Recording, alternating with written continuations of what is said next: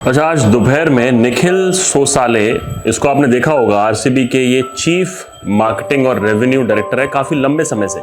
आपने देखा होगा अनुष्का शर्मा के पास में बैठे हुए, और हर मैच में इस सीज़न तो आए और पिछले सीज़न में भी आपको नज़र आए होंगे। इनको आज बेंगलोर एयरपोर्ट से अरेस्ट किया पुलिस ने, और स्टेट गवर्नमेंट ने, कर्नाटका हाई कोर्ट ने ऑर्डर दिया है कि भैया इन लोगों को अरेस्ट करो, नंबर 1, और सब पे केस लगाओ। तो 3 पार्टी केस की बनाई है। नंबर 1 पार्टी है आरसीबी, नंबर 2 डीएनए जो कि यहाँ पर ऑर्गेनाइज कर रहा था इवेंट, और तीसरा है Karnataka state cricket association KSCA। और बहुत शॉकिंग चीज़ें सामने आई हैं कि भैया इसके लिए रिस्पॉन्सिबल क्या आरसीबी है। और जो चीज़ें आ रही हैं सामने, बिल्कुल नज़र आ रहा है कि निखिल को अरेस्ट क्यों किया गया। आरसीबी, निखिल कोसाले नाम है इनका, और 2012-13 से इनफैक्ट टीम के साथ जुड़े हुए हैं एज अ मार्केटिंग की। ये चीफ है, रेवेन्यू लाना, टीम की मार्केटिंग स्ट्रैटेजी जो भी होती है। और यहीं से शुरू होती है पूरी कहानी, निखिल के एक ट्वीट से। जैसे आरसीबी जीतती है तो बिना पूछे, बिना कुछ जाने वो बोल देते भैया परेड होगी कल, आ जाना जिसको आना है, और एंट्री भी फ्री है। और इन्होंने परमिशन नहीं ली थी किसी से, पुलिस वाले से पूछा तक नहीं था, बेंगलोर वाले गवर्नमेंट से, मैनेजमेंट से। अब थोड़ी देर बाद ही डिलीट कर देते जब थोड़ी सी कंट्रोवर्सी होती है, क्योंकि पुलिस हाथ खड़े कर देती है कि भैया नहीं। और टू बी ऑनेस्ट, ऐसे इवेंट के लिए कम से कम 2-3 दिन का समय लगना चाहिए।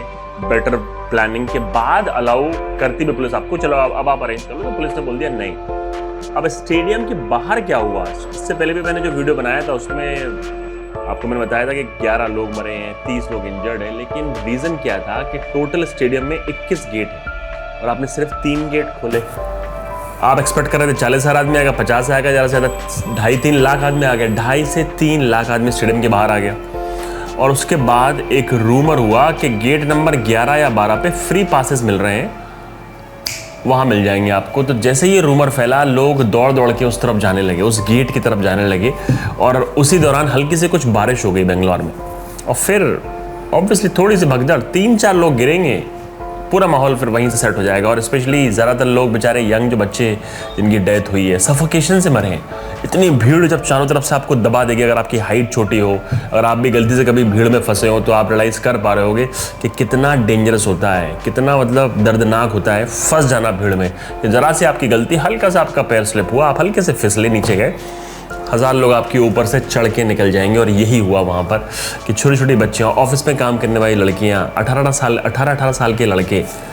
तो यार ये रिस्पॉन्सिबिलिटी आरसीबी को लेनी पड़ेगी कि बिना किसी प्लानिंग के, और जो धाराएं लगी हैं, बहुत सारी धाराएं लगी हैं, तो भैया रिस्पॉन्सिबिलिटी माननी पड़ेगी। या फिर जो निखिल हैं आरसीबी के चीफ, और उनका फिर वकील का स्टेटमेंट आया है उनके कि फालतू में गवर्नमेंट ने मुझे अरेस्ट किया है और गवर्नमेंट की रिस्पॉन्सिबिलिटी थी, लेकिन वो मुझ पर डाल रहे हैं।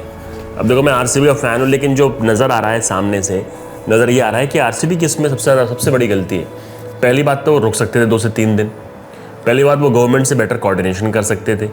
पहली बात, फ्री पासेस वाली बात बोल के आपने पूरे बेंगलोर से नहीं, बेंगलोर के आसपास पूरे कर्नाटका से लोग आ रहे थे। मतलब कुछ लोग तो बेंगलोर से बाहर के थे, मतलब दिल्ली बम्बई से गए थे, ऑल ओवर इंडिया से उस परेड में शामिल होने के चले गए। भैया फ्री टिकट है, चलो चलते हैं। ये फ़ैन है भैया, बेंगलोर की फ़ैन फॉलोइंग कमाल है। तो मतलब ये जब आपको मालूम था ये गंद हो सकती है, तो गंद की रिस्पॉन्सिबिलिटी किसी ना किसी को तो लेनी पड़ेगी। 11 लोग मरे हैं, 11, मतलब कोई एक जान की कीमत भी बहुत ज़्यादा होती है, लेकिन यहाँ तो 11 लोग, 30 लोग इंजर्ड, तो रिस्पॉन्सिबिलिटी तो बहुत बनेगी। तो जैसे ही आप देखिए, अभी उन्होंने पुलिस कमिश्नर को भी बर्खास्त कर दिया है चीफ मिनिस्टर ने बेंगलोर के, और बहुत सारे ट्रैफिक वाले को भी में बहुत सारे डिसमिसल हुए। ऑब्वियसली प्रेशर है उन पे भी कि भैया कुछ तो करके दिखाओ, गवर्नमेंट को आंसर देना पड़ेगा, पब्लिक को। तो आई थिंक यहाँ पर अनफॉर्चुनेटली शेमफुल है कि इसमें आरसीबी की गलती है यार, to be honest. RCB number 1, government को भी अपनी गलती माननी पड़ेगी। जब इतनी पुलिस आ रही थी तो इमीडिएटली आप फ़ोन लगा के बोल सकते थे ना, चलिए मान लीजिए आरसीबी की भी गलती है, आपने फ़ोन लगाया, वहाँ के कमिश्नर फ़ोन लगाते, बोलते भैया अलाउ नहीं है, बिल्कुल भी अलाउ नहीं है। ये सब चीज़ें पहले प्री प्लान्ड होनी चाहिए। फिर आपकी पुलिस, आपकी जो सोर्सेज है वो क्या काम कर रही हैं, सो ही रही है ना यार। आप बताइए इस चीज़ के लिए कौन रिस्पॉन्सिबल है? RCB number 1, number 2 state government, कौन रिस्पॉन्सिबल है? कमेंट करके बताओ यार, बहुत सैड है जो भी हो रहा है।